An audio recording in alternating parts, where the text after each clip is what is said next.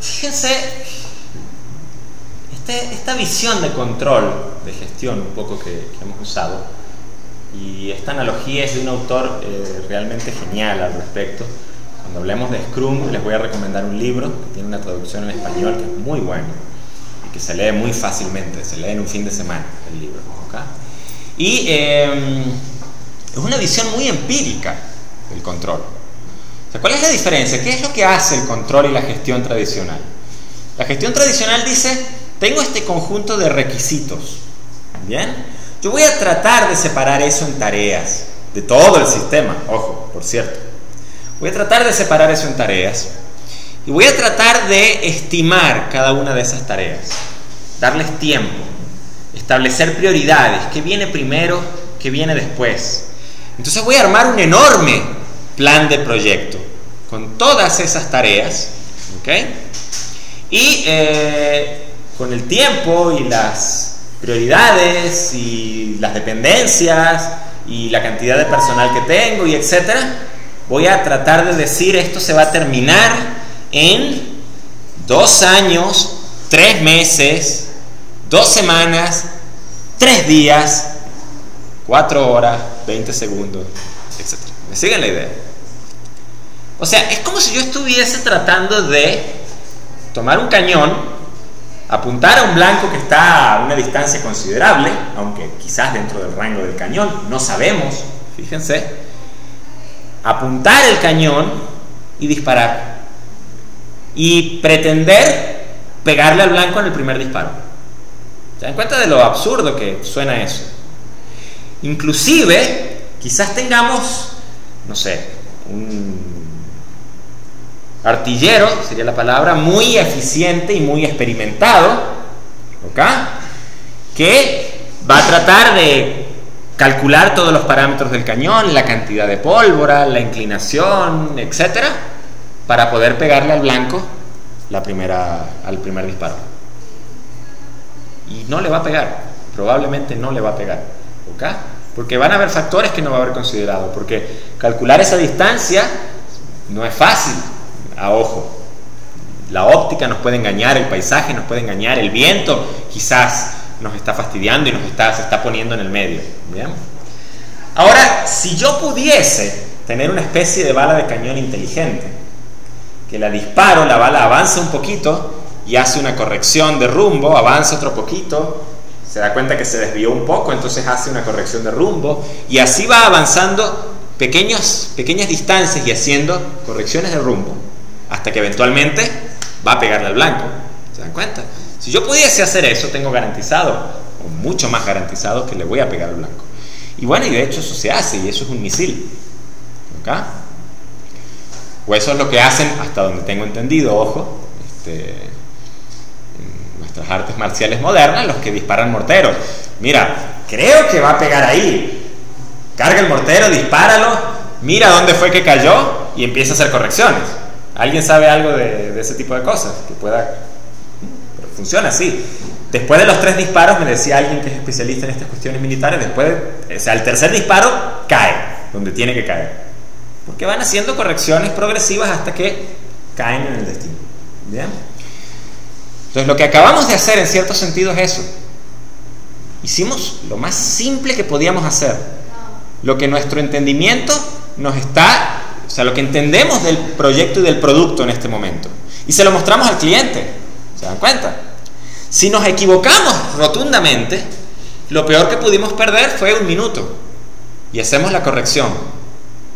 Y dedicamos otro minuto más y se lo mostramos al cliente. Y vamos corrigiendo otro minuto más y se lo mostramos al cliente.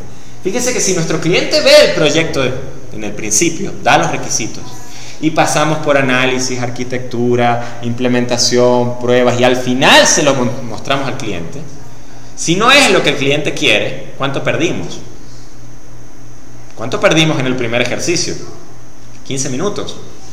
¿Se dan cuenta?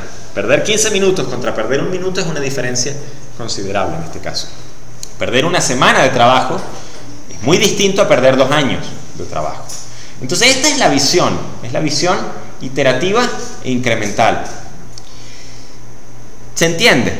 la idea en general. Y el otro aspecto importante que tiene esto es que yo como cliente voy en cierto sentido viendo el producto y puedo empezar a valorar las cosas que son realmente importantes de las cosas que no lo son. ¿Se acuerdan de todo ese tiempo y esfuerzo dedicado a features y a características que usualmente nunca se usan? Entonces yo como cliente puedo empezar diciéndoles algo como que, miren, yo necesito un software que yo les dé la configuración de los horarios, no importa cómo, y esa cosa me diga si hay colisiones o no hay colisiones entre los horarios. ¿Se dan cuenta? Me hace falta una interfaz gráfica, me hace falta algo interactivo, me hace falta compartir esa información con otros coordinadores de inscripciones. No, yo lo que quiero es escribir mi horario en un archivo de texto y tener una salida. Tal cosa tiene colisión, tal cosa tiene colisión, tal cosa tiene colisión. ¿Sigue la idea? Eso es lo más simple que podemos hacer. Y resulta y pasa que ese es el corazón del sistema y es el corazón del problema. Pero en muchos proyectos tradicionales se empieza por la interfaz de usuario. ¿Se dan cuenta? No se empieza por ese corazón del sistema. Entonces la interfaz de usuario, a lo mejor el proyecto se cancela antes de que me pueda aportar valor realmente. Y resulta que lo que necesitaba no era la interfaz de usuario, era el cálculo, el algoritmo que calcula esto. ¿Ok? Después de que ustedes me muestran la primera iteración, me puedo dar cuenta de algunas cosas a lo mejor. Y podemos empezar a decir, sería bueno que el sistema me mostrara gráficamente cuál es el horario actual para yo, ¿ok? O yo quisiera que me generara el horario en un formato, en un archivo de Excel, porque ese es el que yo distribuyo a los profesores y a la escuela y al departamento, etc. ¿Ok? Y a lo mejor viene la pregunta, ¿qué es más importante para mí? ¿Generar el Excel o que lo muestre gráficamente? Y a lo mejor la respuesta va a ser, no, el Excel es prioritario, porque si no voy a tener que empezar a hacerlo a mano. Entonces a mí como cliente, el ir viendo el producto avanzando, me da una manera, un mecanismo de priorizar, de ver qué es realmente importante y qué no es realmente importante. Y si quizás después de unas 3 o 4 semanas, a lo mejor teníamos planeado trabajar durante 3 meses, pero si después de 3 o 4 semanas el proyecto se canceló, yo no me quedé con una interfaz de usuario inútil. Yo me quedé con un producto que me aporta valor, que me provee, digámoslo así, al menos lo mínimo que necesitaba. Y digo, se canceló por cualquier causa, puede pasar. ¿Vale? Entonces, esto en cierto sentido, ese dar cambios de timón, nos permite también que el cliente vaya dándose cuenta y vaya priorizando cuáles son sus necesidades. No es que cuando se le ocurre una buena idea no la va a mencionar, porque no es prioritario en este momento. No, quizás la mencione y vamos a ver qué hay mecanismos para eso. ¿Ok? Pero el punto es que el equipo lo tiene que poner al cliente a decidir. Mira, ¿qué es lo que vamos a hacer la próxima semana de trabajo? El próximo minuto. ¿Qué es más importante en el carro? ¿La estabilidad aerodinámica o los colores? No, la estabilidad aerodinámica es importante, tiene que ser más ancho y más bajo. Los colores, no importa. Podemos salir a competir con el aluminio sin pintar. Mejor, menos peso, qué sé yo. ¿Ok? Está clara también este concepto.